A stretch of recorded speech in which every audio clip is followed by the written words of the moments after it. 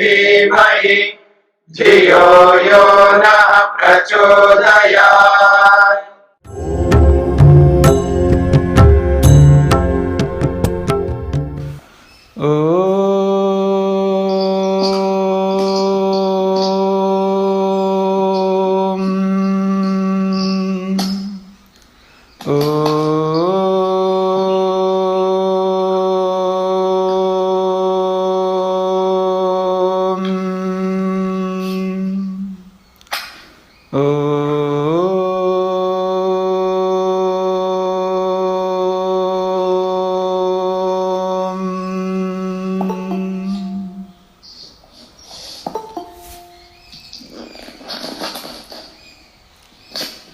आपको म्यूट करके रखना चाहिए।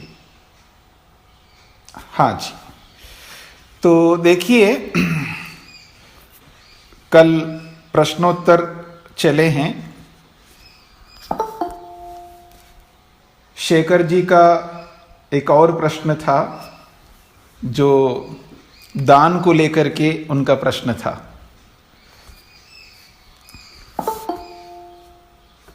प्राचीन परंपरा में जो गुरुकुलीय व्यवस्था थी, उस गुरुकुलीय व्यवस्था में क्या होता था? राजा की व्यवस्था थी, राजा की ओर से, राज्य की ओर से गुरुकुलों की व्यवस्थाएं चलती थी और जहां भोजन की बात है तो भिक्षाटन करते थे। बाकी जो सारी व्यवस्थाएं होती थी, चाहे वस्त्र है और भी पुस्तकें हैं, जो कुछ भी चाहिए है, सब कुछ राजा की ओर से व्यवस्था होती थी। और राजा भी कहाँ से करता है? वो समाज से ही लेकर के ही करेगा राजा भी। तो इस दृष्टिकोण से सारी व्यवस्थाएं जो है राज्य की ओर से होती थी। और जो ब्राह्मण वर्ग है, जिनके पास विद्या थी, वो दान लेना और दान देना दो काम करते थे। दान लेते भी थे और दान देते भी थे। उनके प्रमुख रूप से यज्ञ करना, यज्ञ कराना, पढ़ना और पढ़ाना, और दान लेना और दान देना। एक ओर से लेना भी और एक ओर से देना भी जहां आवश्यकता है। तो ये काम ब्राह्मण वर्ग करते थे, क्योंकि दान लेने का मात्र एक अधिकार ब्राह्मण वर्ग को ही था। वही दान लेते, क्योंकि ब्राह्मण जो है वित्त का धनार्जन नहीं कर सकता है। नियम के अनुसार वो पैसा नहीं कमा सकता है। वो दान से ही ब्राह्मण अपना जीवन यापन करता है। अपना परिवार को भी दान के माध्यम से ही, दक्षिणा के माध्यम से ही अपना जीवन यापन करता था। एक तो दक्षिणा होती है, जो भी वो यज्ञ करेगा या प्रवचन करेगा, जो कुछ भी करेगा, उसकी जो दक्षिणा होती है उससे अपना जीवन यापन, और दान से, ये दोनों प्रक्रियाओं से ब्राह्मण जो है अपना जीवन यापन करता था। तो इस परंपरा में प्रश्न जो शेखर जी का है वो है कि कितना प्रतिशत दान करना चाहिए, ये मुख्य बात थी उनकी। तो शास्त्रों में ऐसा कोई प्रतिशत की कोई चर्चा नहीं आई कि इतना प्रतिशत दान करना चाहिए। ऐसा कोई नियम नहीं है और ना ऐसा कुछ कर सकते। वहां पर वो देश काल परिस्थिति के अनुसार होता है, क्योंकि हर सुख सुविधा जो और लोग उसका करते हैं, उसका उपयोग करते हैं, तो ब्राह्मण वर्ग भी वैसा ही करते हैं। तो सभी लोग जिस रूप में रहते हैं, योग्यता की दृष्टि से सब साधन सबको मिलने चाहिए।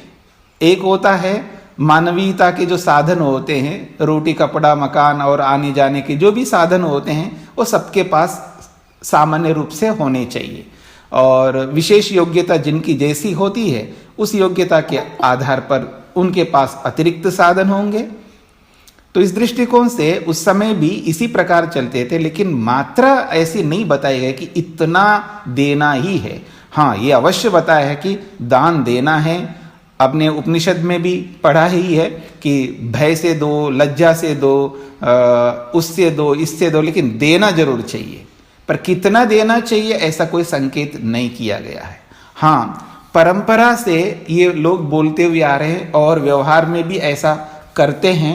जैसे राधा स्वामी लोग हैं, वो कहते हैं 10% हम लोग निकालते हैं अपनी कमाई का, और सिख है वो भी बताते हैं, जैसा हमने सुना है लोगों से और जो देने वाले उनसे भी सुना है, सिख समाज के लोग 10% निकालते हैं, राधा स्वामी समाज वाले 10% निकालते हैं, मुसलमान भी निकालते हैं, क्योंकि मुसलमानों के मुख से ही मैंने सुना है कि वो लोग भी 10% निकालते, ईसाई लोग हैं वो भी 10% निकालते हैं। तो परंपरा से सुनते हुए हम लोग यही बातें आ रहे हैं, इसलिए हम लोग भी ऐसा ही बोलते हैं, लेकिन शास्त्र में ऐसा कहीं उल्लिखित नहीं है।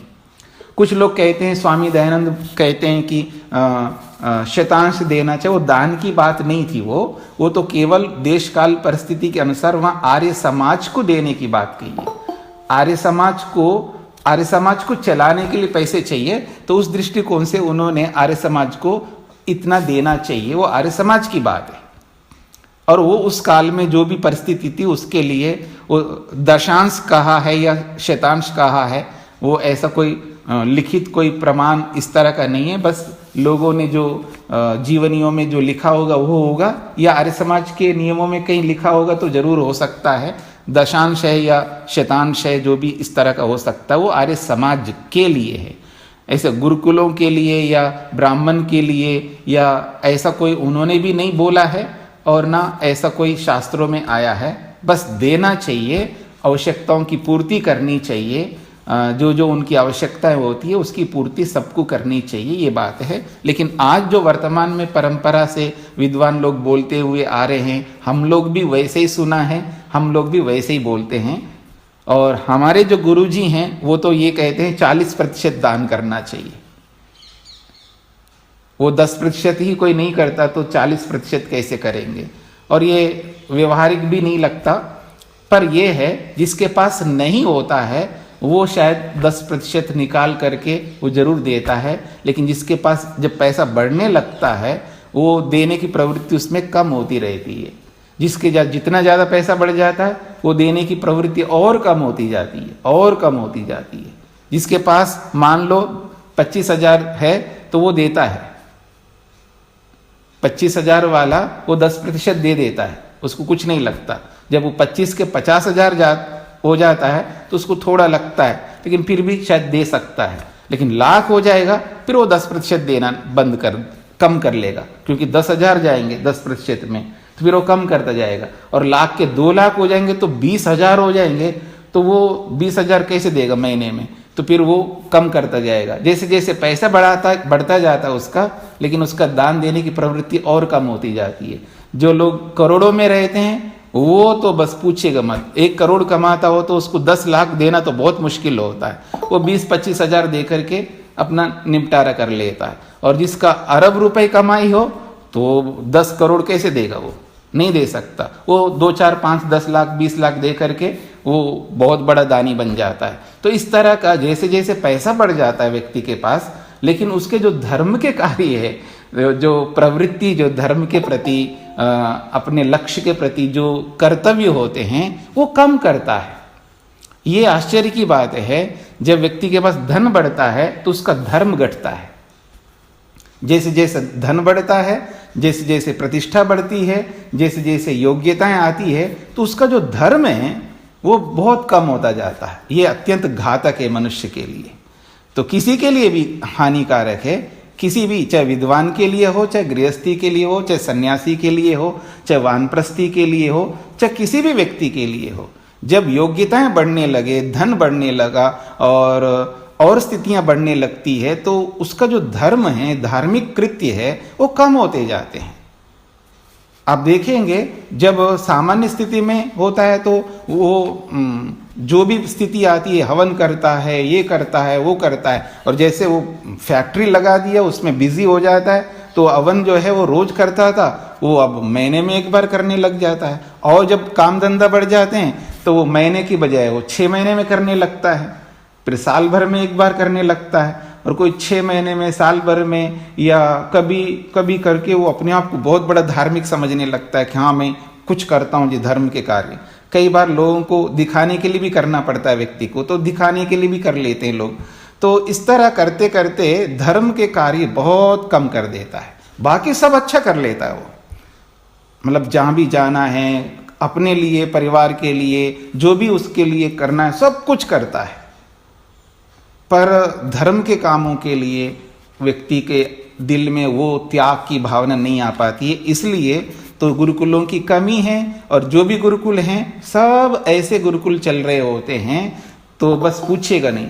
आप अगर आप गुरुकुलों में जाकर के रहेंगे तो आपको एहसास होगा कि क्या खाते हैं, कैसे रहते हैं, कैसे उनके वस्त्र होते हैं, उनका स्थान कैसा होता है। ये सब स्थितियां जो होती है वो बहुत दयनीय स्थिति होती है।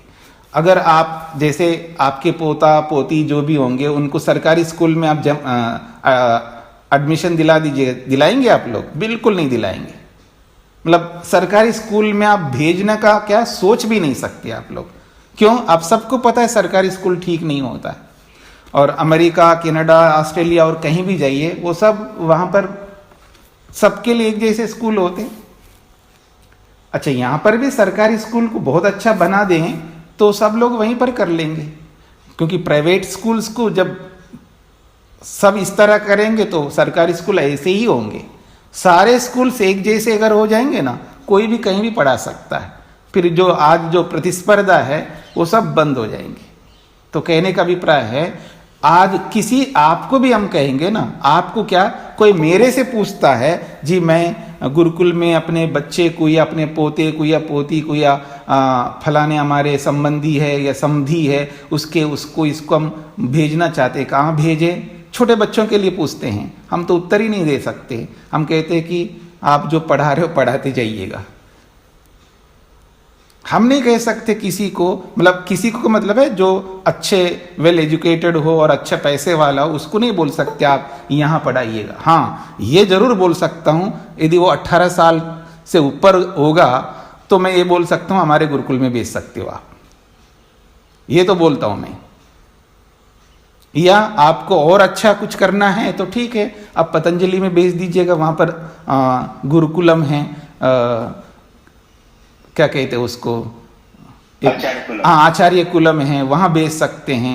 एक वैदिक गुरुकुलम के नाम से भी उन्होंने शुरू किया, वहाँ भेज सकते हैं, क्योंकि वो लोग अच्छा खिलाते हैं, पिलाते हैं, सब कुछ अच्छा रखते हैं। जो वैदिक गुरुकुलम है वो एक ब्रह्मचारी के लिए, ये 2015 की बोल रहा हूँ मैं, 2015, 2016, 17 में उन्होंने कहा कि हम 25,000 एक विद्यार्थी के ऊपर खर्च करते हैं, ऐसा उन्होंने उस समय बोला है। तो ये तो स्वामी रामदेव जी ने बोला है ऐसा है, अब पता नहीं अब उससे भी अधिक खर्च होता होगा, क्योंकि उनके पास सामर्थ्य वो करते हैं। और आज हम एक बच्चे के ऊपर 6,000 खर्च करते हैं, एक बच्चे के ऊपर 6,000 खर्च करते हैं।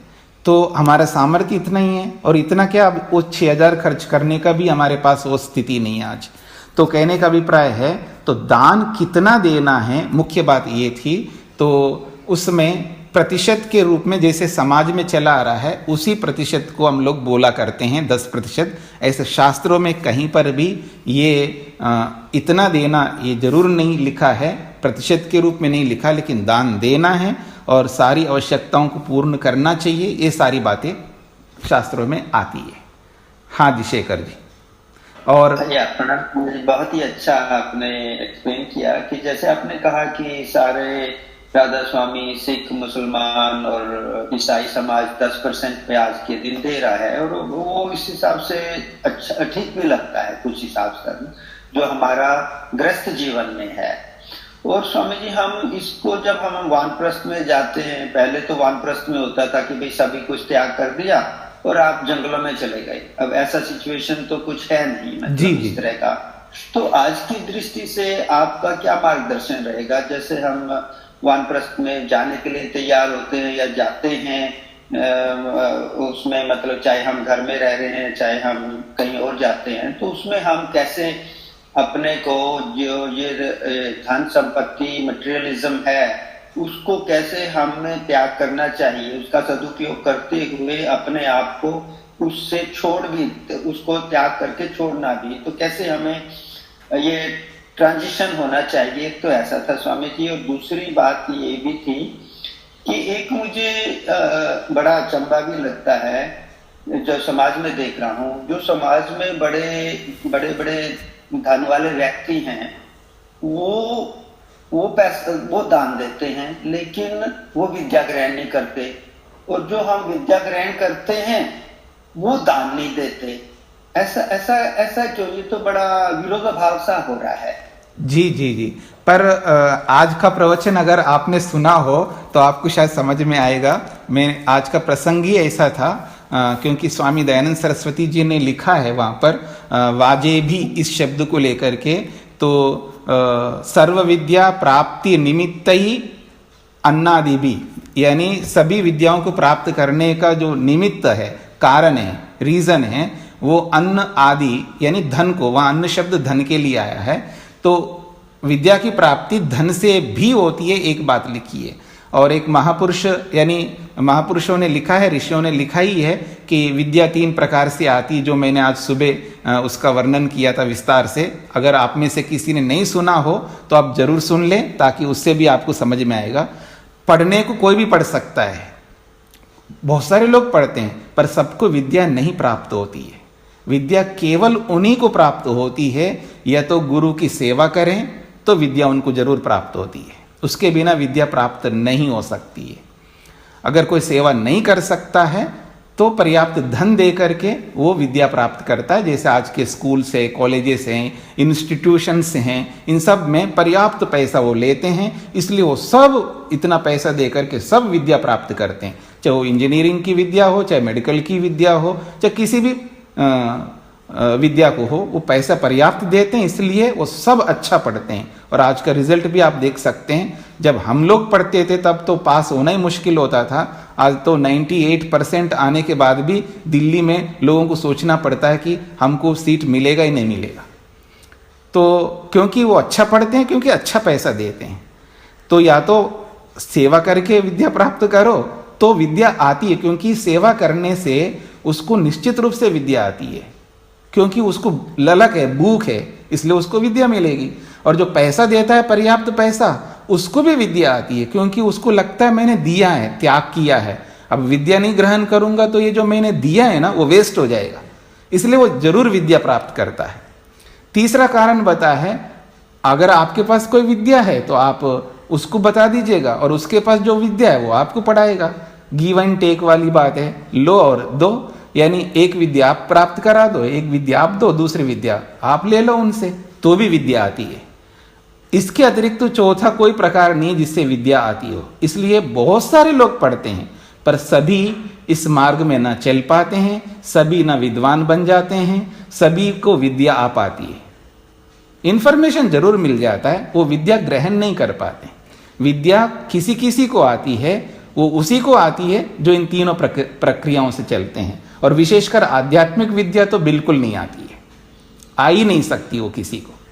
अब अन्यथा ना समझे, नहीं आ सकती का मतलब ये नहीं है, अगर आपके अंदर वो स्थिति है ग्रहण करने की, निश्चित रूप से आएगी, क्योंकि आपको त्याग करना पड़ेगा, तब विद्या आएगी। यूं पढ़ने को तो सभी लोग पढ़ते हैं, पर सबको नहीं प्राप्त हो पाती है विद्या।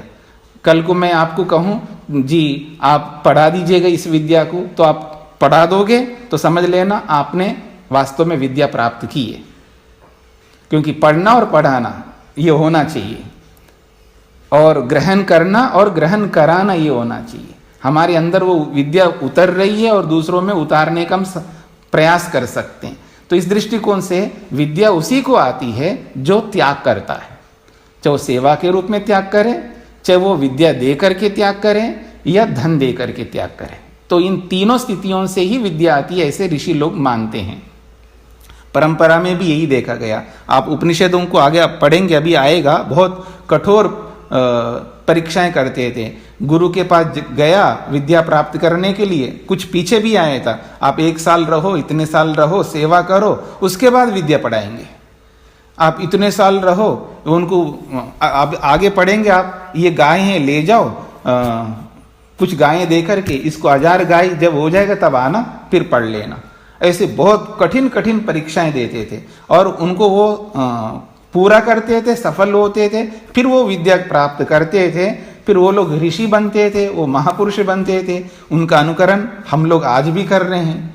ऐसे बहुत सारे उदाहरण इसमें दिए हैं उपनिषद में कि वो लोग इतना इतना मेहनत करके, वर्षों दे करके, सेवा करके, तब वो विद्या प्राप्त करके वो ऋषित्व को प्राप्त हो चुके हैं। ऐसे होता है। तो विद्या प्राप्त करने की शैली यही है। मुक्ति में हर कोई व्यक्ति नहीं जाता ना, मुक्ति में वही जाता है जो मुक्ति की योग्यता जिसके पास हो। और मुक्ति की योग्यता बिना विद्या के कैसे आएगी? मुक्ति की योग्यता का मतलब है विद्या, और वो विद्या उसी को आती है जो ये सारे तप करता हो, ये सारे त्याग करता हो। तो मुक्ति की योग्यता भी विद्या से है, कर्मों से है और भक्ति से है। और ये तीनों ऐसे किसी को नहीं प्राप्त होते हैं। मतलब विवेक वैराग्य की प्राप्ति यानी विद्या की प्राप्ति बिना त्याग के नहीं हो सकती है। और विद्या उसके पास आ गई है, वही यथार्थ कर्म कर सकता है। वो कर्म भी जो अच्छे कर्म, निष्काम कर्म, पुण्य कर्म, वही कर पाता है जिसके पास विद्या होती है। आज व्यक्ति के पास वो विद्या है ही नहीं, इसलिए वो अच्छे कर्म नहीं कर पा रहा है। और फिर जब विद्या ही नहीं है तो ना अच्छे कर्म कर पा रहा है, ना वास्तव में भक्ति कर पा रहा है जैसी भक्ति करनी चाहिए। तो ये सारी कमियां जो है, ये विद्या उसके पीछे मूल कारण है। इसलिए विद्या को ही शास्त्रकारों ने कहा ज्ञानान मुक्ति, ज्ञान से मुक्ति मिलती है। अर्थात मुक्ति का एक बहुत बड़ा बेस है, आधार है ज्ञान, विद्या। और वो विद्या हम सबको प्राप्त करनी चाहिए। और उस विद्या को प्राप्त करने के लिए ही ये सारे के सारे नियम और ये सब कुछ तप, त्याग, ये सब चीजें इसलिए बताई जाती हैं। और जो वानप्रस्थ लेकर के जो जाना चाहते हैं, मान लीजिएगा, तो उनको मैं वैसे भी बोलता रहता हूँ, जो आपने कमाया है वो आप अपने पास रखेंगे। और बच्चों को तैयार करने तक जितना भी आपने उनके ऊपर किया है, कर लिया है, और बाकी अपने पास रखना होगा। और उनको तैयार कर दिया आपने, अपने पाँव पर उनको खड़ा कर दिया, बस वो खुद कमाएंगे खाएंगे। और जो आपके पास है वो आप अपने यूज के लिए, क्योंकि बुढ़ापे में आपको सहयोग वही करेगा जो धन है, नहीं तो दूसरा कोई नहीं कर पाएगा।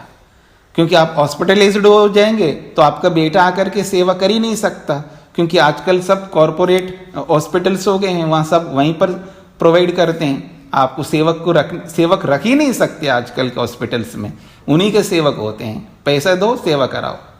तो ऐसे ही कोई घर पे रह करके सोचे कि हम घर पे रह करके ही मुक्ति को प्राप्त करना चाहते हैं, ये पॉसिबल नहीं है। ये विकल्प जरूर हो सकता है, कोई ऐसा योग्य व्यक्ति हो, राजा अश्वपति जैसा, राजा जनक जैसा, ऐसे कोई एक्सट्रीम व्यक्ति हो, वो तो कर लेगा। पर नॉर्मल में, सामान्य कॉमन नियमों में कोई भी घर पे रह करके मुक्ति को नहीं प्राप्त कर सकता। उसको त्याग करना पड़ेगा, छोड़ना पड़ेगा, घर बाहर निकलना ही पड़ेगा। आज नहीं तो इस जन्म में, नहीं तो किसी ना किसी जन्म में घर छोड़ना ही है, त्याग करना ही होगा, और कोई रास्ता नहीं है। कोई कहता है कि मेरा शारीरिक स्थिति नहीं है, मैं छोड़ नहीं सकता, ठीक है, फिर मुक्ति के बारे में अगले साल, अगले जन्म के लिए सोचना। मतलब अगर आपकी शारीरिक स्थिति नहीं है, आप घर छोड़ करके बाहर निकल नहीं सकते, बहुत सारी समस्याएं होती है शारीरिक व्यक्तियों की, तो ठीक है, अच्छी बात है, सीधी सी बात है, योग्यता से ही वो प्राप्त होगा। अगर योग्यता, अयोग्य को तो भगवान नहीं दे सकता है ना मुक्ति। तो हमारे शारीरिक स्थिति ठीक ना होने के कारण से हम वो काम नहीं कर पा रहे हैं, इसका मतलब अयोग्य ठहरते हैं। मैं आपको एक एग्जांपल देता हूं, आपको समझ में आएगा। जैसे आजकल बहुत सारे शोज चलते रहते हैं ना, बीच बीच में कभी कभी ये एडवर्टाइजमेंट भी आते हैं, तो उसमें भी दिखाते रहते हैं, बताते रहते हैं। जैसे डांस का शो चल रहा है, और वो डांस करते करते उसका पाँव में फ्रैक्चर हो गया, कुछ और हो गया, उसको उसी में रखते हैं, शो में रखते हैं उसको। कभी सुना आपने? उसको आउट करते हैं, बड़े मुश्किल से मेहनत करके वहां तक पहुंचते हैं, और फिर उसके बाद सबको आउट करते रहते हैं, और 10, 12, 15 जितने भी लोगों को रखते हैं, फिर उनमें हर वीक में या 15 दिन में एक एक को आउट करते जाते हैं। इतना मेहनत करने के बाद उसको कोई पाँव में कुछ हो गया है, उसको ट्रॉफी नहीं देते। ट्रॉफी को तो बहुत दूर की बात है, उसको उसमें रखते भी नहीं है। भाई नेक्स्ट टाइम, अगले साल आप आ जाइए, पाँव आदि ठीक कर लीजिएगा, फिर योग्यता आपकी होगी, फिर आपको लेंगे। तो ऐसे ही हमारे जीवन में भी ऐसा ही, अगर शारीरिक स्थितियां ठीक नहीं है तो फिर मुक्ति की बात मत सोचो। ये सोचो कि शरीर को ठीक कर लूं और पुण्य कर्म करूं, नेक कर्म कर लूं, और अच्छा रहूं, ताकि ये शरीर छूट जाएगा तो अगले शरीर को जब प्राप्त करूंगा तो उसके आगे बढ़ूंगा। क्योंकि शरीर साथ नहीं दे रहा है तो मुक्ति भी साथ नहीं देगी, याद रखना। मुक्ति तभी साथ देगी जब शरीर साथ देगा। स्वस्थ शरीर मतलब शरीर को ठीक रखना पड़ेगा, स्वस्थ रखना पड़ेगा। क्योंकि रोगी व्यक्ति समाधि नहीं लगा सकता, रोगी व्यक्ति ध्यान नहीं कर सकता, रोगी व्यक्ति योग के अंगों का पालन नहीं कर सकता। उसके लिए शरीर को स्वस्थ होना जरूरी है। इसलिए धर्म अर्थ काम मोक्ष की प्राप्ति के लिए आरोग्यम मूलम उत्तमम कहा, शरीर ठीक रहे। तो हम अपने शरीर को ठीक ना रखते हुए हम उन कामों में लग जाते हैं जो व्यर्थ के काम होते हैं, अर्थात वो मुक्ति के सहयोगी नहीं होते, बाधक होते हैं। तो मुक्ति के बाधक वाले कामों को छोड़ देना चाहिए। जब लक्ष्य में कोई बाधक बन रहा होता है उसको हटा देना चाहिए जीवन में से, तब जाकर के हम मुक्ति की ओर बढ़ेंगे। क्योंकि हमारा व्यापार करना एम नहीं है, व्यापार मुक्ति के लिए करना एम है। मेरी बात समझने का प्रयत्न करना, कोई बुरा भी मत माने। मैं ये नहीं कह रहा हूं आप व्यापार मत करना, व्यापार करो, लेकिन आपका व्यापार आपको मुक्ति की ओर ले जाने वाला होना चाहिए। और जिस दिन व्यापार मुक्ति की ओर ले जाने वाला ना हो करके बाधक बने, ऐसा व्यापार ना आपको करना चाहिए और ऐसा व्यापार ना मेरे को करना चाहिए। और जिस दिन मेरा पढ़ाना या मेरा उपदेश देना और या मेरा जो कोई भी जो कार्य जो मैं करता हूं ये बाधक हो जाएंगे तो मैं भी छोड़ दूंगा। चाहे वो आपका हो चाहे मेरा हो, किसी के लिए सबके लिए भगवान का एक ही जैसा नियम होता है। तो जो भी हम कार्य करते हैं, किसी भी प्रकार का काम करते हैं, अगर वो कार्य हमारे रास्ते में बाधक बन रहे हैं तो वो उसको छोड़ देना चाहिए। तो इस दृष्टिकोण से स्वामी जी जैसे स्वामी सत्यपति जी बीमार हो गए तो क्या वो मुक्त नहीं होंगे? नहीं होंगे ना, नहीं होंगे। अगर उनके काम पूरे हो गए हैं तो मुक्त हो जाएंगे। ज्ञान तो पूर्ण है उन्हें। इधर उधर मत जाइए, प्रश्न को समझ लेना। क्योंकि मुक्ति की जो योग्यता कंप्लीट उन्होंने कर ली है, उसके बाद रोगी पढ़ते हैं तो कोई आपत्ति नहीं है। आपत्ति का मतलब वो तो रोगी किसी कारण से पढ़ रहे हैं। स्वामी दयानंद को भी किसी ने विष दे दिया तो शरीर छोड़ करके चले गए। लेकिन जिसने अपने काम पूरे नहीं किया है तो उसको नहीं मिलेगा, मुक्ति नहीं मिल सकती। अगर किसी ने अपने सारे काम पूरा कर लिया, जिसको आप योग दर्शन पढ़ेंगे और शास्त्रों को पढ़ेंगे तो आपको समझ में आएगा कि वहाँ ये बताया जाता है, ये लिखा हुआ शास्त्र में, जो कर्तव्य कर्म है जिसने उनको पूरा कर लिया, प्राप्तम प्रापणीयम की स्थिति में, जो मेरे को काम करने थे वो कर लिया, संस्कारों को दग्धबीज करना था कर लिया है, अविद्या को हटाना था हटा लिया है, विवेक वैराग्य को प्राप्त करना था वो कर लिया है। ये जो भी करने योग्य काम है मुक्ति के लिए, उन सबको जिसने कर लिया हो तो अब उसका कोई काम ही नहीं रहा। अब तो शरीर में इसलिए रह रहा है क्योंकि ये शरीर पिछले जन्म के कर्मों के फल स्वरूप है, और वो फल जब तक समाप्त नहीं होगा तब तक इस शरीर में रहना पड़ेगा। पर इस शरीर में रह करके जिन कर्तव्यों को करने के लिए शरीर में आया था वो तो कर लिया, उसने कंप्लीट कर लिया। तो अगर वो रोगी भी किसी कारण से पड़ता है तो उसको कोई समस्या नहीं आएगी, वो तो मुक्ति में जाएगा। मैं उस व्यक्ति की बात कर रहा हूं जिसने इन कार्यों को पूरा नहीं किया, अविद्या को समाप्त नहीं किया, विवेक वैराग्य को प्राप्त नहीं किया, अपने कुसंस्कारों को समाप्त नहीं किया, जो जो करने चाहिए था, जो जो करने के लिए हमें शरीर मिला, अगर वो नहीं किया फिर वो रोगी पड़ता है, वो मुक्ति की ओर कभी नहीं पड़ेगा। ना मेरे गुरुजी हो, चाहे मैं हूं, चाहे वो कोई भी हो, ईश्वर का सबके लिए एक जैसा नियम है। हाँ जी, तो जो वानप्रस्थ लेना चाहते हैं तो वो मान लीजिएगा उनके पास कोई पैसा नहीं है। कई लोग ऐसे भी होते हैं जी, हमने ना तो नौकरी की है जी और ना ही हमने कोई व्यापार किया है जी, हमारे पास कोई पैसा नहीं है, तो अब वो वानप्रस्थ नहीं ले सकता। क्योंकि वानप्रस्थ लेने के लिए भी तो पैसा चाहिए, आपको मुफ्त में तो कोई खिला नहीं सकता, क्योंकि वो तो समाज से चलता है ना। आश्रम जो भी चलता है वो समाज से चलता है। अगर आपके पास पैसा नहीं है तो आप वानप्रस्थ नहीं ले सकते। नहीं जी, फिर तो हमारा जीवन कैसे सुधरेगा जी? ठीक है, सेवा करो, सेवा करके ले लो वानप्रस्थ। सेवा भी आप कुछ तो करना पड़ेगा ना आपको। मतलब आप कुछ, जिसके पास पैसा नहीं है तो वो क्या करेगा? सेवा करेगा, सेवा करके विद्या प्राप्त करेगा। वो तो पहला ही नियम है। सबसे अच्छा ये है कि सेवा करके ही विद्या प्राप्त करना चाहिए, ये सबसे बड़ा है। अगर कोई सेवा कर नहीं सकता तो फिर वो धन दे करके विद्या प्राप्त करेगा। इस तरह का, क्योंकि वानप्रस्थ लेकर के केवल कपड़े बदल करके आपको बस सुबह शाम को हवन करेंगे, सुबह शाम को संध्या करेंगे और थोड़ा सा बैठेंगे इधर उधर और समय बिताएंगे, इसके लिए वानप्रस्थ नहीं लेना है ना आपको। आपको तो विद्या प्राप्त करनी है। जो गृहस्थ आश्रम से पहले अपने विद्यार्थी के काल में आपने जिस विद्या को प्राप्त नहीं किया है, उस विद्या को प्राप्त करना है आपको दोबारा।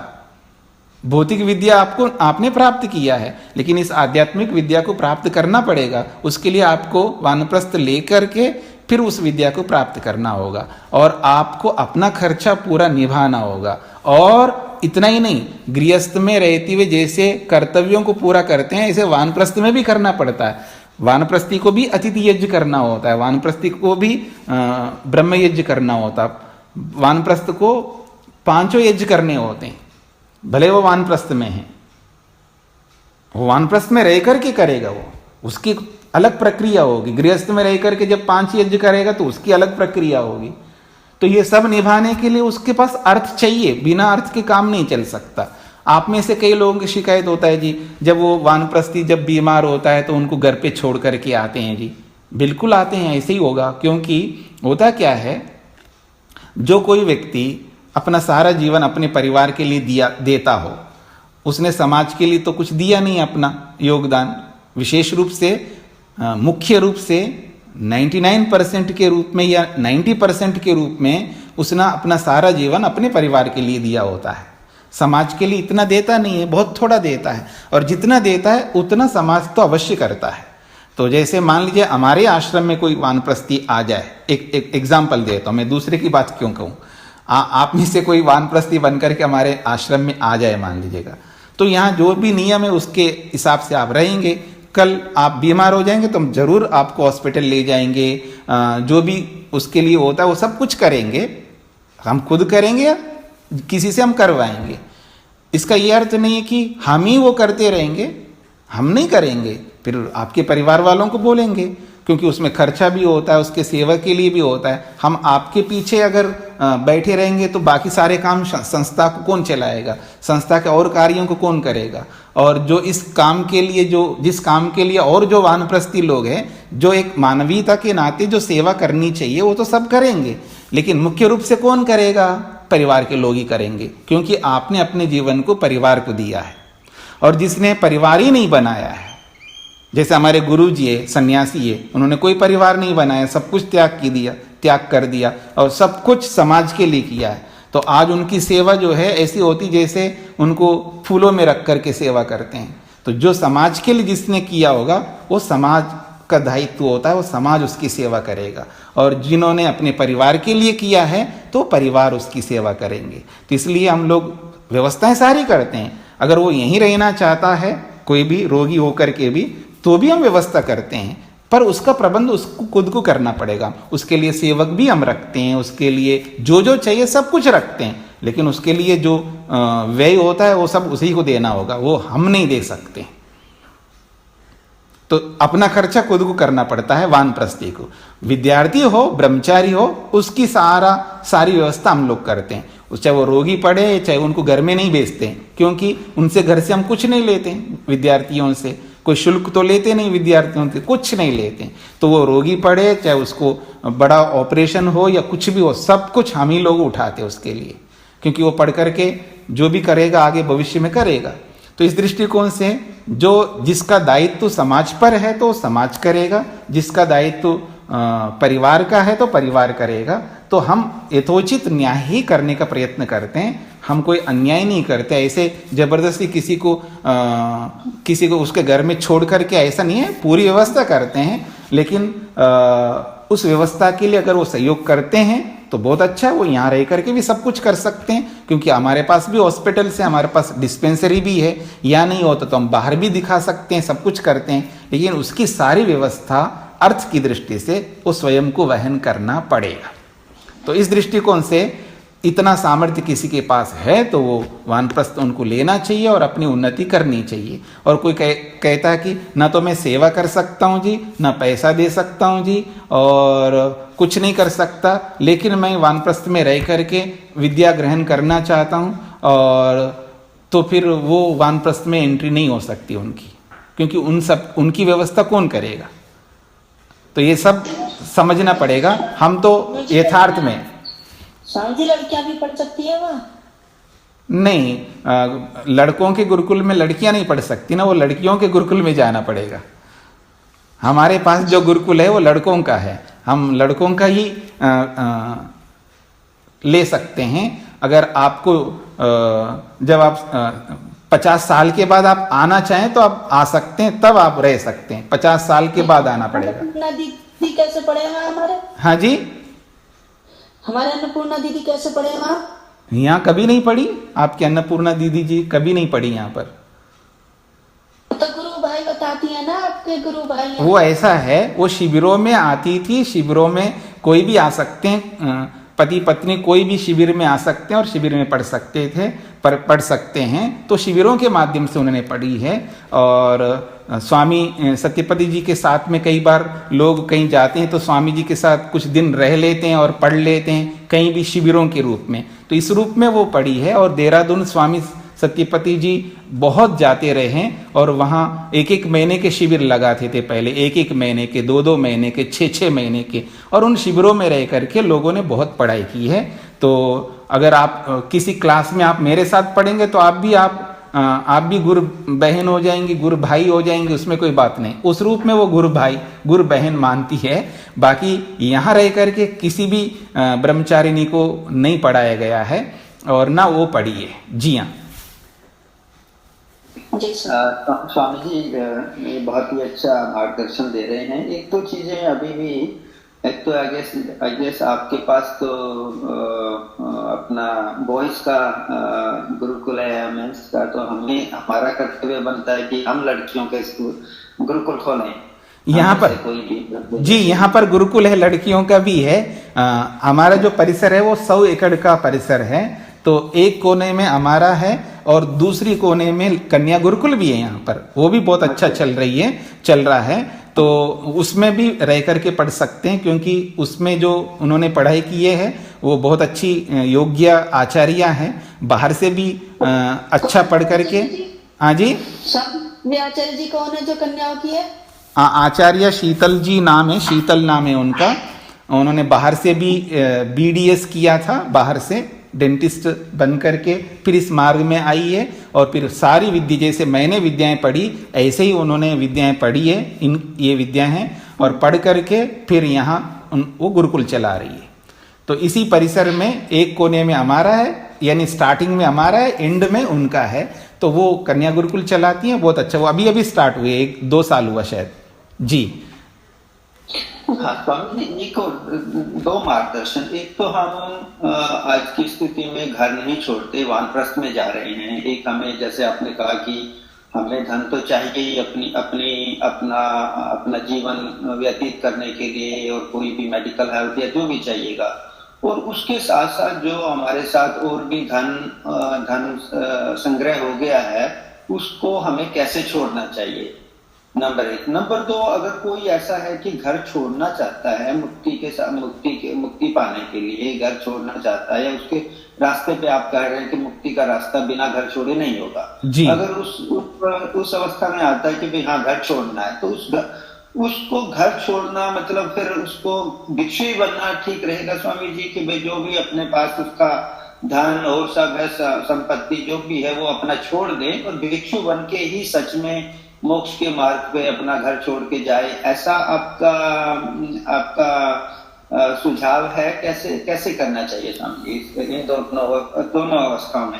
ऐसा है, मान लीजिएगा किसी के पास अपना घर भी है और व्यापार का है तो व्यापार का पैसा है, नौकरी किया है तो नौकरी का भी पैसा है। तो यदि बच्चे समर्थ है, इतने अच्छे, मतलब अपने पांव पर खड़े हो गए, जैसे बोलते हैं ना आप लोग, वेल सेटल्ड है हमारे बच्चे, अगर ऐसे हैं तो वो पैसा, मैं अपना व्यक्तिगत राय बता रहा हूँ, कोई शास्त्रों में ऐसा लिखा हुआ ये नहीं बता रहा हूँ, एक व्यक्तिगत राय बता रहा हूँ, एक अनुभव बता रहा हूँ। और त्याग करने से जो बड़ी बड़ी उपलब्धियां होती है, प्रत्यक्ष और अप्रत्यक्ष, उन सब के आधार पर बता रहा हूँ। अगर मान लीजिए किसी के 2 बच्चे हैं, चाहे वो लड़का लड़की हो या दोनों लड़कियां हो या दोनों लड़के हों, और उनको पढ़ा करके लिखा करके सब कुछ वेल सेटल्ड आपने कर दिया, उनके पास कोई कमी नहीं है वैसे उस दृष्टि से, तो फिर उनको बिल्कुल नहीं देना चाहिए। वो और आगे बढ़ेंगे, उनके पास इतनी योग्यता है। तो और जो माँ बाप के पास जो भी बचा हुआ है वो अपने स्वयं के लिए खर्च करें, और उससे अतिरिक्त जितना बन रहता है वो समाज के सेवाओं में लगाएं, दान करें और गुरुकुलों को चलाएं, अच्छे कामों में लगाएं। बच्चों को देने से कोई विशेष उनको उपलब्धि नहीं मिलेगी, बहुत बड़ा पुण्य नहीं मिलेगा। एक तो ये बात है।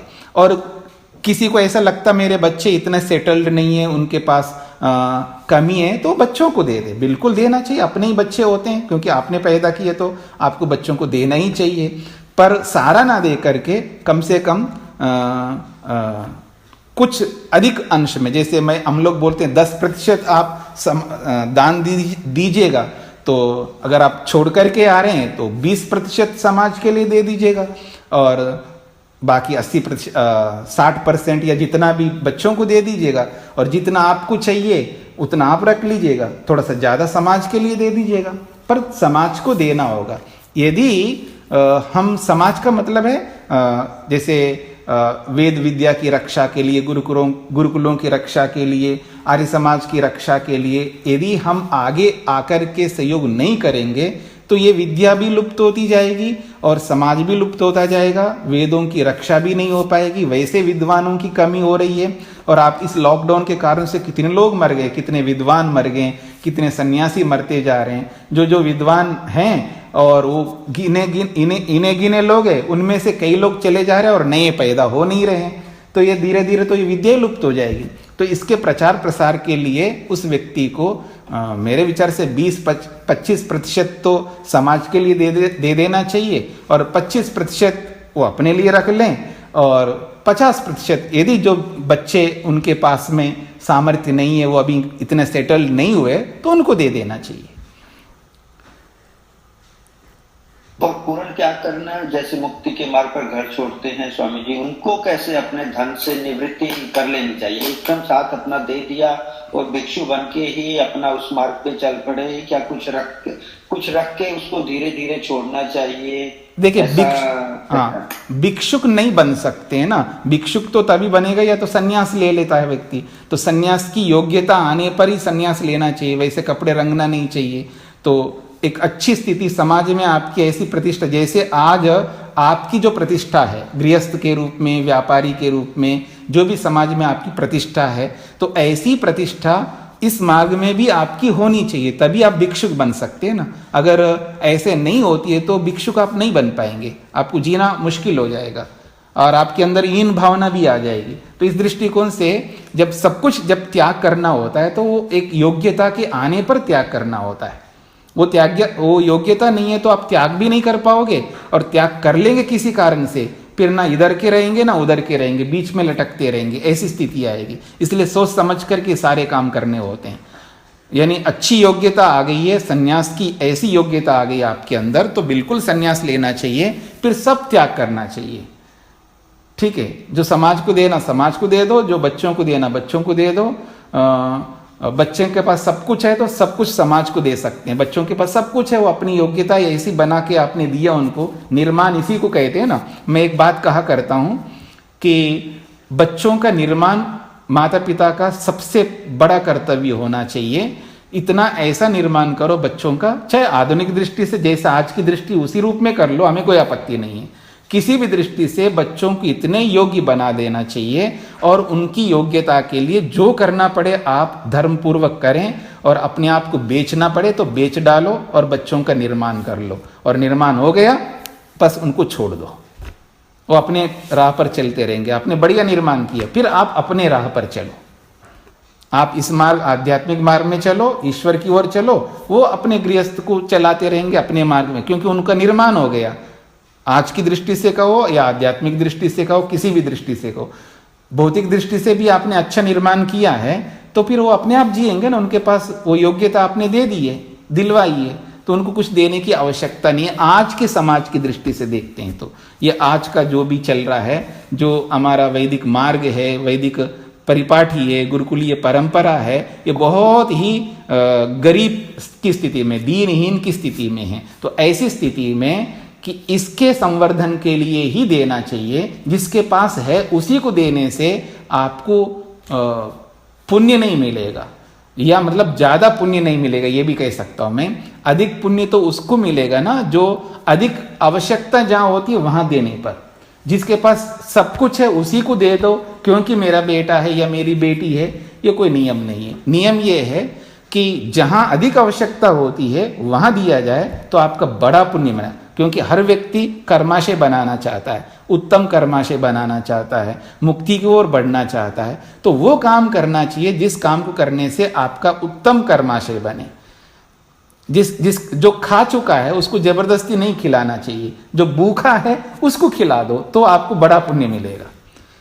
जिसके पास कपड़े ही कपड़े हैं और आप हर बार, हर साल या हर त्योहार को, क्योंकि ये मेरी बहन है, ये मेरा वो है, और उसको हर क्या कहते हैं, हर रक्षाबंधन को उसको गिफ्ट पे गिफ्ट दे रहे हो, कपड़े दे रहे हो, जिसके पास ऑलरेडी पहले से कपड़े ही कपड़े हैं उसको दो ना, जिसके पास कपड़े ही नहीं है। ऐसे बहुत सारे लोग हैं। तो कहने का अभिप्राय है जिसके पास है उसको दो, जिसके पास नहीं है उसको दो, जिसके पास पहले से उसको देने का कोई विशेष औचित्य नहीं है, फिर भी दिया जाता है तो राग के कारण से दिया जाता है, मोह के कारण से दिया जाता है। तो इसलिए उचित व्यवहार ही करना चाहिए, क्योंकि तभी हम ईश्वर की ओर बढ़ पाएंगे, तभी ईश्वर के नजर में हम लोग आएंगे, ताकि हम त्याग कर रहे हैं। मैं केवल इसलिए नहीं बोल रहा हूं कि आप त्याग करिएगा, मेरे को दीजिएगा, ऐसा मेरा बिल्कुल अभिप्राय नहीं है। जिसको भी देना दे दो, लेकिन त्याग करो।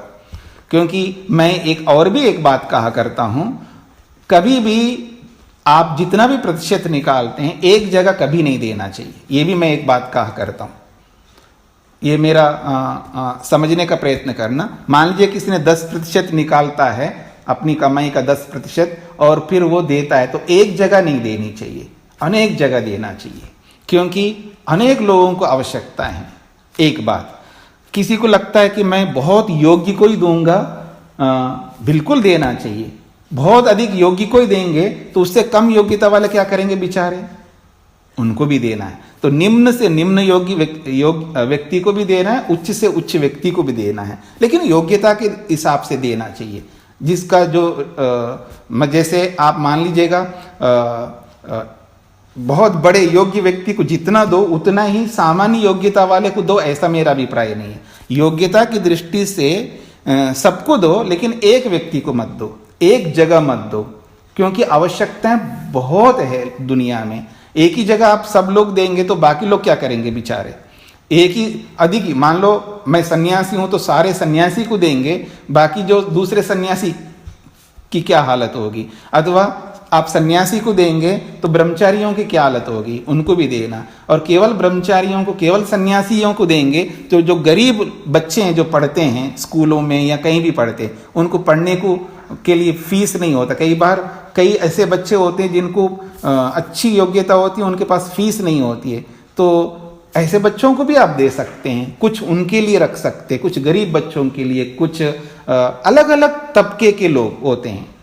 पर अच्छे काम करने वालों के लिए, धर्म पर चलने वालों को देना ये तो है, अधर्मियों को देना ये मेरा अभिप्राय बिल्कुल नहीं है।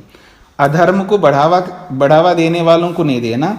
जो धार्मिक हों, धर्म का काम करने वाले हों, जो धर्म मार्ग पर चलने वाले हों, वो कोई भी हो सकता। गरीब लड़की के लिए मैं स्वयं, मेरा भी एक ऐसी मान्यता है, मैं सब प्रकार के लोगों को देता हूं। मैं गरीब लड़कियों की शादियों में भी देता हूं, कई बार शादियां भी करवाता हूं। गरीब लड़के लड़कियों को भी देता हूं, जो स्कूल कॉलेजों में पढ़ते हैं उनको भी देता हूं, जो मेरा जितना सामर्थ्य है। और वो सामर्थ्य आप लोगों के कारण से ही मिलता है। मैं कई बार आपको उन कार्यों के लिए बोलता भी रहता हूं। जैसे अभी कोरोना के कारण से जो भी समस्या आई, लोगों को बहुत समस्याएं हुई खाने में, जब हम खुद ही अपने बच्चों को 6 महीने तक खिचड़ी खिलाए है, तो बाकी दूसरों की क्या स्थिति होती होगी आप कल्पना कर सकते हैं।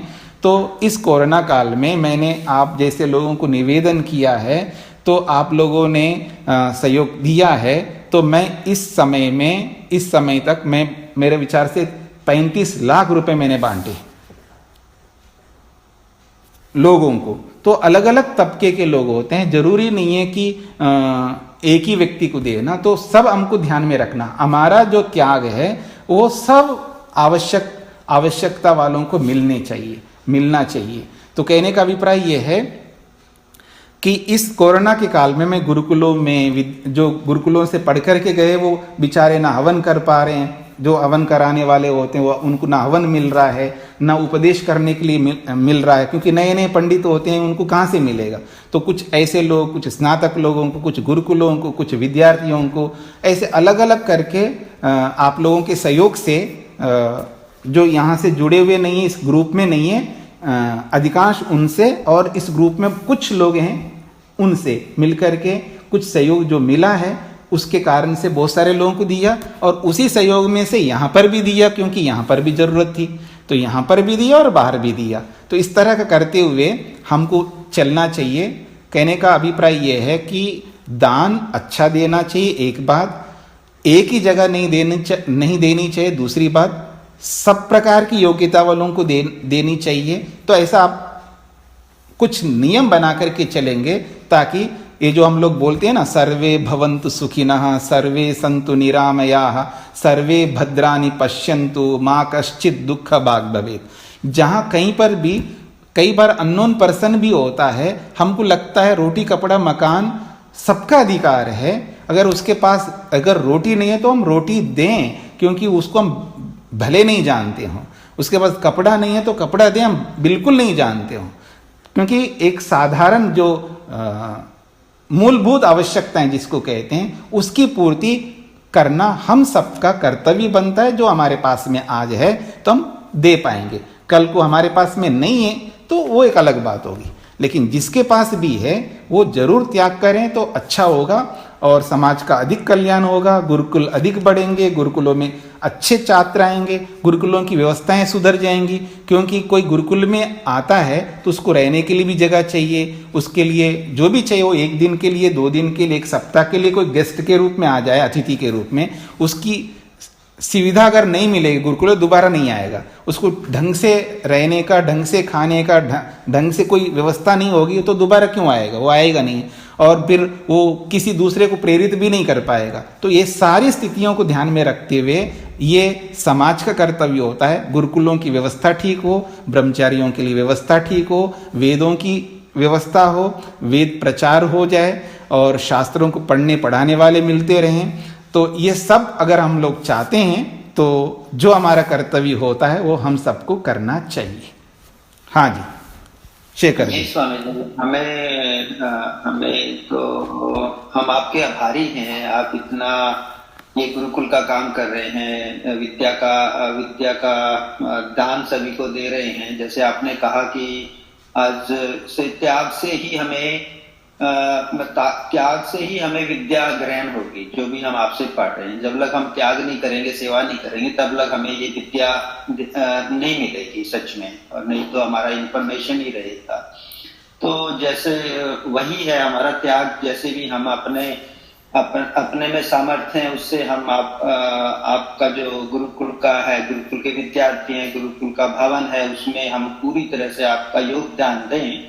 और शिक्षा दान तो वैसे भी हमारे सभी वेदों में, ग्रंथों में बोला ही है कि शिक्षा दान से बढ़कर दान तो है भी नहीं। तो ये हमारे लिए एक सौभाग्य है कि हम ऐसे हमारे पास आउटलेट है, मतलब हम दे सकते हैं। अगर हमारे पास ऐसा नहीं हो तो हम क्या त्याग करेंगे। तो ये त्याग करने का भी आपने एक मार्ग खोला हुआ है हमारे लिए।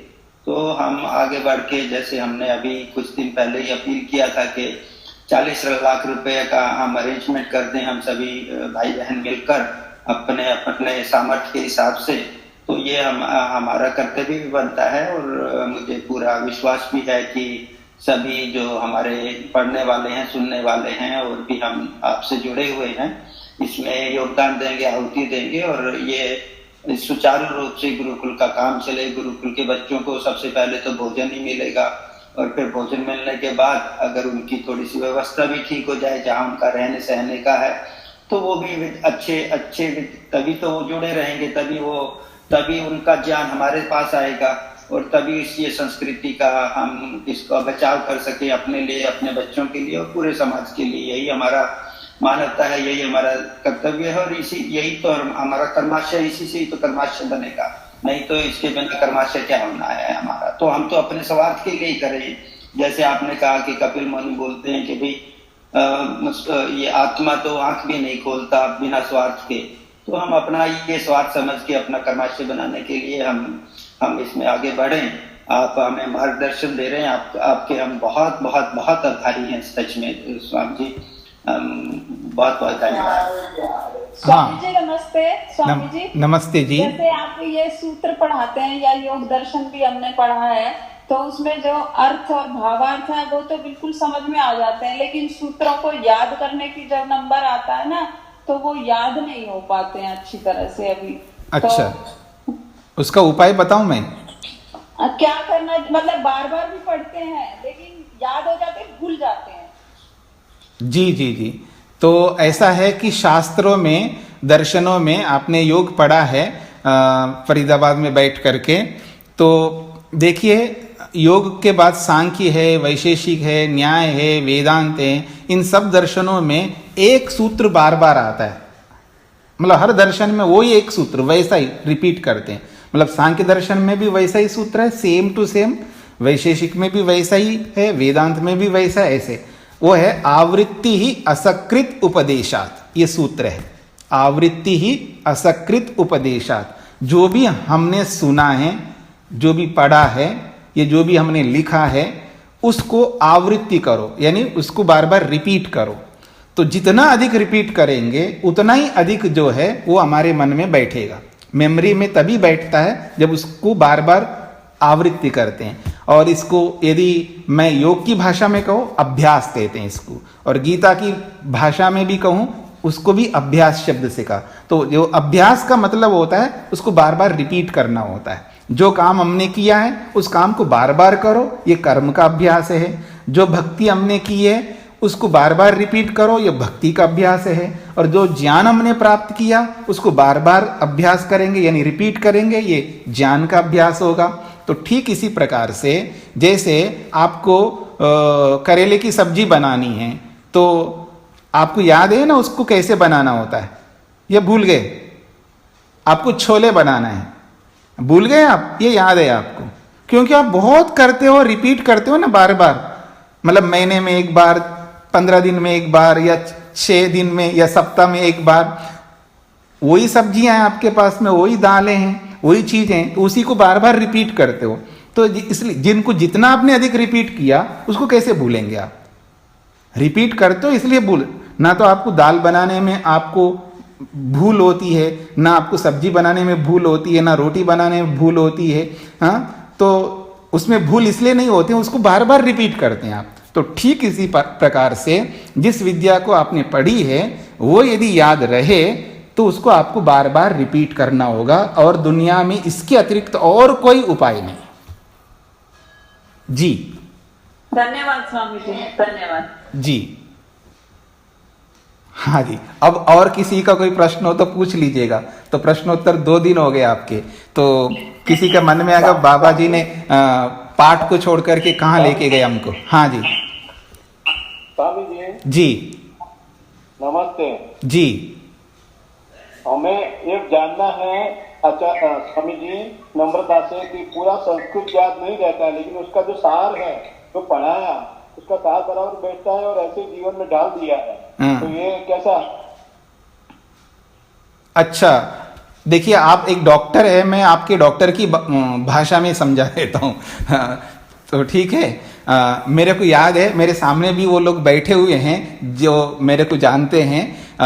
एक जगह है जिसका नाम है जालंधर, ठीक है जी। तो वो हंस रही है बहन जी। तो वहाँ एक हॉस्पिटल है जो फेमस हॉस्पिटल है, और उसमें मैं ठहरता हूँ, जाता हूँ। और उनके यहाँ एक आदमी गया है, वर्षों से वहाँ रहते हैं, उनको डॉक्टर डॉक्टर के नाम से बोलते रहते हैं उनको, डॉक्टर जी, लेकिन उसने कोई डॉक्टरी नहीं की है, ठीक है जी।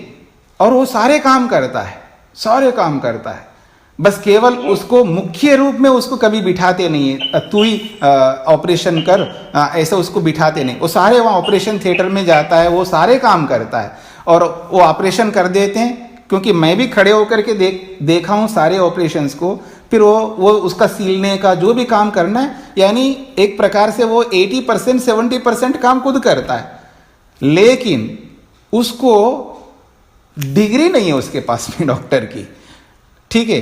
तो फिर वो उस अनुभव से उसको जब डॉक्टरों का जब क्रम आता है, जब डॉक्टरों को बुलाया जाता है कि ये डॉक्टर है, ऐसा जो भी जब ऑफिशियली जब काम होता है उसको सामने नहीं लाया जाता है, वो वर्कर की तरह ही रह करके काम करता है। अगर आपको वो सम्मान लेना चाहते हैं आप, डॉक्टर का सम्मान, तो आपको डॉक्टर की डिग्री लेनी पड़ेगी। तो ठीक इसी प्रकार से कोई ये चाहता है कि विद्या मेरे में पूरी उतरे, तो वो उस विद्या को जिसमें है उसमें प्राप्त करना होगा, उसी में प्राप्त करना होगा। ये लैंग्वेज अलग हो सकती है।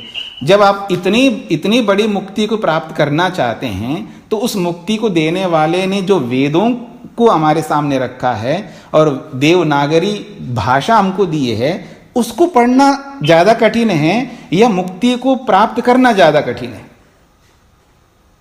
भाषा को सीखना ज्यादा कठिन है और उस भाषा में जो विद्या रखी है उस विद्या को सीखना ज्यादा कठिन है। डॉक्टर साहब आप ही बताएंगे। आपका म्यूट खुला नहीं है। विद्या सीखना ये बहुत डिफिकल्ट है। हाँ जी, तो भाषा तो अपने आप आ जाती है, बस केवल रुचि उत्पन्न करनी होती है। हमारे में यदि रुचि है तो क्या संस्कृत क्या कोई भी भाषा हो वो सब आ जाएंगे, लेकिन संस्कृत समस्त भाषाओं में सरल है, सबसे सरल है, उससे सरल कोई भाषा नहीं है। अगर मान लो एक बार म्यूट कर दीजिएगा। मान लो अवस्था की दृष्टि से, क्योंकि बैकग्राउंड ना होने के कारण से यदि पढ़ नहीं पा रहे हैं तो कोई बात नहीं है, उसको हिंदी में समझ करके आप चलिएगा, लेकिन आपको डिपेंडेड होना पड़ेगा। जैसे उदाहरण के लिए आप एक डॉक्टर हो, जिस विषय के आप डॉक्टर हो, मान लो दूसरे विषय के किसी डॉक्टर से आप डिपेंडेड होते नहीं होते, अगर उस विषय में कोई बात आए तो उनकी बात आपको माननी पड़ेगी। मानते नहीं मानते, वो जो बताएगा वही आपको मानना पड़ेगा। तो ऐसे ही यहां पर भी है, जो व्याख्याएं की है उसको मान के चलना पड़ेगा, और उसको मान कर चलेंगे तो लाभ मिलेगा, लेकिन कोई मान के नहीं चलता है तो उसको लाभ नहीं मिलता। समस्या क्या आती इस मार्ग में, आदमी चलता तो है इस मार्ग में और वो विद्या पढ़ी नहीं है विधिवत, और जो जो उसके अनुकूल बातें आती है उसको तो मान लेता क्योंकि उसके अनुकूल होती हैं, और जो उसके प्रतिकूल होती है ना जो बातें, मतलब वो नहीं कर पाता है या उसके अंदर सामर्थ्य नहीं है, उनको वो नहीं मानता है। और फिर तो उन्होंने लिखा होगा, उसने बताया होगा, ठीक है, तो उसको मान नहीं पाता है, वो विश्वास नहीं रख पाता, क्योंकि वो खुद तो पढ़ करके नहीं समझ सकता है और जिन्होंने पढ़ करके बताया उसकी बात मानना नहीं है। तो ना इधर का रहता है ना उधर का रहता है, वो बेचारा बीच में लटकता रहता है, ना घर का ना घाट का। तो इसलिए यदि मेरा ये कोई आग्रह नहीं है, आप किसी भी लैंग्वेज में मुक्ति को प्राप्त कर सकते हैं, कोई जरूरी नहीं है संस्कृत को पढ़ना, कोई जरूरी नहीं है, बशर्त विश्वास रखना जरूरी है। अगर किसी लैंग्वेज में उस विद्या को बताया गया हो और उस लैंग्वेज में आप उस विद्या को प्राप्त नहीं कर सकते हैं, तो आपकी जो लैंग्वेज में है उसी में आप प्राप्त कर सकते, लेकिन दूसरे के आधार पर। बंदूक आपको जो है दूसरे के कंधे पे रख करके चलाना होगा, अपने कंधे पे आप नहीं चला सकते। तब आपको पूरा विश्वास करना पड़ेगा दूसरे को। यदि मंजूर है तो निश्चित रूप से उस विश्वास से आप मुक्ति को प्राप्त कर सकते हैं। मंजूर है। ठीक है। अब एक और प्रश्न कि एक बड़ी उम्र में जाके ये थोड़ा ये मार्ग पे हम सफर शुरू कर लिया है, तो अभी जब संस्कृत सीखना, वेद पढ़ना, तो अगले बहुत जनों की तरफ राह देखनी पड़ेगी। कोई जरूरी नहीं है, क्योंकि एक ही जन्म में तो मुक्ति होगी नहीं है। तो इस जन्म में जितना आप कर सकते हैं हिंदी में कर लीजिएगा। नेक्स्ट जब अगला जन्म मिलेगा ना, तो ये अभी बोल लीजिएगा संस्कार मन में, जैसे अगला शरीर मिलते ही मैं संस्कृत पढ़ूंगा, मैं गुरुकुल में प्रवेश करूंगा, ये डॉक्टरी लाइन में नहीं जाऊंगा, गुरुकुल में जाऊंगा और गुरुकुल में जाकर के इसी विद्या को संस्कृत में पढ़ूंगा। ये संस्कार अभी दिमाग में डालते जाइएगा। जैसे हम पता नहीं क्या क्या मन में बिठा के रखते हैं ना बहुत सारी बातों को, तो ऐसे ही इस बात को अपने मन में डालिएगा। कोई बात नहीं, इस जन्म में मैं संस्कृत नहीं पढ़ पा रहा हूं, कोई बात नहीं, लेकिन मैं ऐसे संस्कार बनाऊंगा हिंदी में पढ़ करके समझ करके, तो अगले जन्म के लिए। एक मिनट, अगले जन्म में जैसे ही पैदा हो जाऊंगा, क्योंकि ये वाला जो धर्म है आपको अगले जन्म में काम देगा, तो जन्म परिवेश ही ऐसा मिल जाएगा, आप जरूर पढ़ लेंगे संस्कृत अगले जन्म में। जी जी, बहुत बहुत अच्छा मार्गदर्शन जो हमें चाहिए। अगले जन्म में जब भी जन्म मिले, गृहस्थ में जाना नहीं है, ब्रह्मचारी से सीधा संन्यास जाना है। नहीं, ये नहीं बोलना है। गृहस्थ में जाना बाधक नहीं है, मुक्ति में गृहस्थ में जाना बाधक नहीं है, साधक है। लेकिन जो कोई भी गृहस्थ में जाकर के वो कर्तव्यों का पालन ना करके बैठा रहता है, वो बाधक है। न गृहस्थ बाधक है, न ब्रह्मचर्य बाधक है, न वानप्रस्थ बाधक है, न संन्यास बाधक है। आपका मार्गदर्शन बिल्कुल सही मेरे बैठ गया है, इतना आनंद आ गया ना पूछो बात। लेकिन ये तो अभी लगता है कि गृहस्थ में आने के लायक ही नहीं है, सीधा क्या काम करना है। इसमें कोई दोहराई नहीं है, पर वो आप आज निर्धारण नहीं कर सकते ना, ऐसा होता है।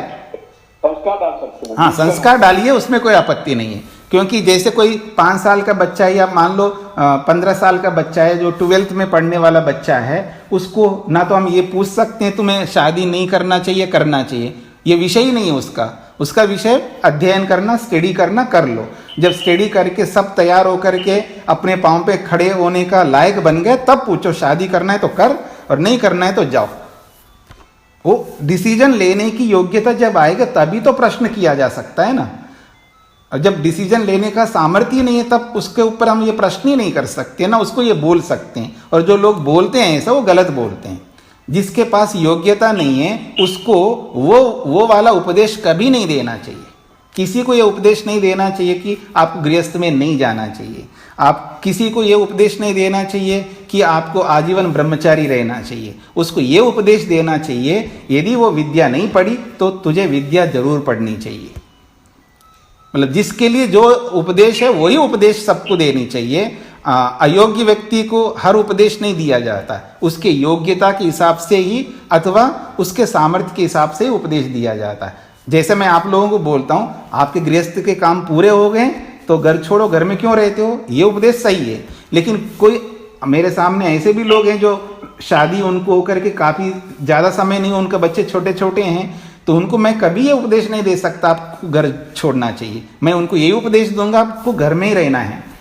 जबकि वो लोग घर छोड़ के आते हैं तो भी उनको घर में भेज देते हैं हम लोग। तो इस दृष्टिकोण से ये सब बातें समझ करके चलना है जी। बहुत बहुत धन्यवाद स्वामी जी, मार्गदर्शन दिया है। अब जीवन अलग तरीके से जीने का जितना भी जीवन बाकी है। जी जी जी। तो एक बात रह गई है, वो मैं बोल करके समाप्त कर देता हूँ जब प्रसंग चल ही रहा है।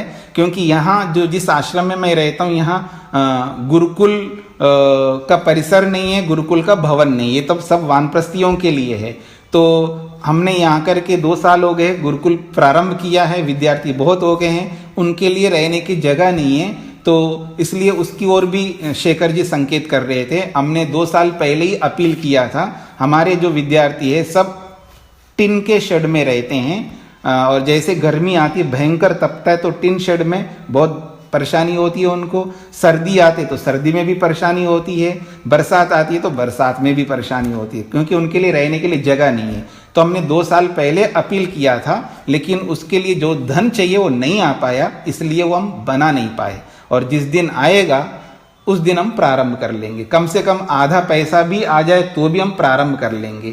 तो इस दृष्टिकोण से शेखर जी का जो संकेत था कि भवन के लिए भी हम करेंगे, तो आप लोगों को जानकारी नहीं है, कुछ लोगों को नहीं है, इसलिए मैंने बोल दिया है।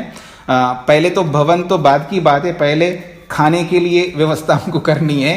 जो व्यवस्था अभी कोरोना के कारण से जो सब व्यवस्थाएं बिगड़ गई है, इनके खान पान की जो भी आवश्यकताएं होती है, उन आवश्यकताओं की पहले हम लोग पूरा कर लेंगे, उसके बाद फिर रहने का व्यवस्था करेंगे। इस दृष्टिकोण से ये बातें सारी चली हैं, और आप सबको धन्यवाद है क्योंकि आप लोगों ने सुना है।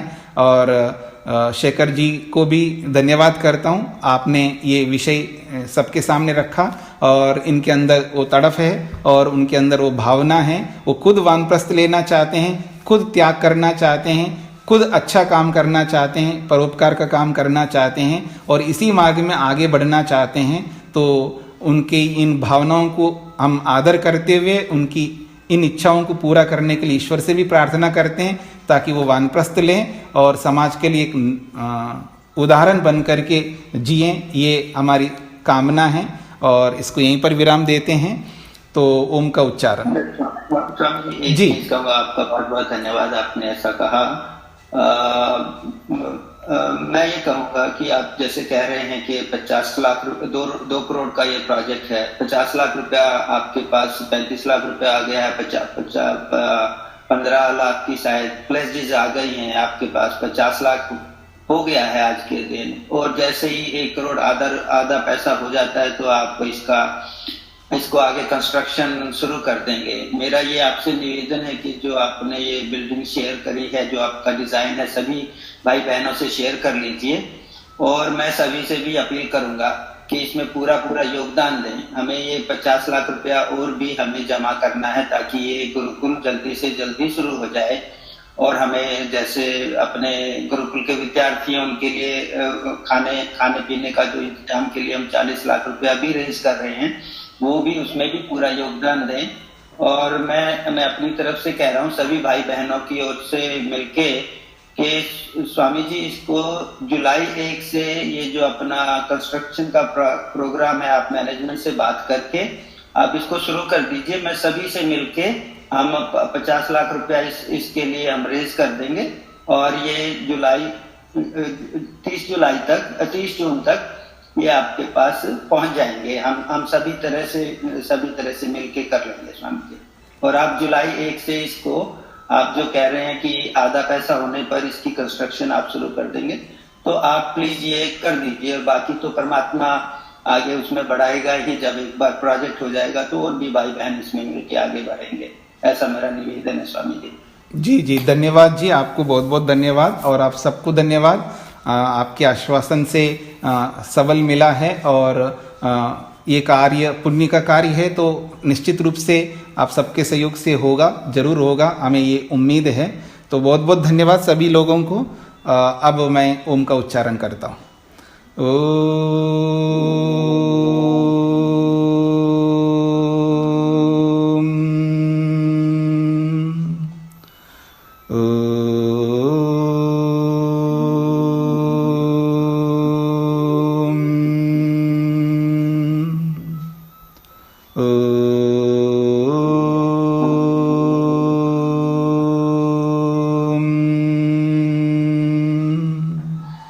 सभी को नमस्ते।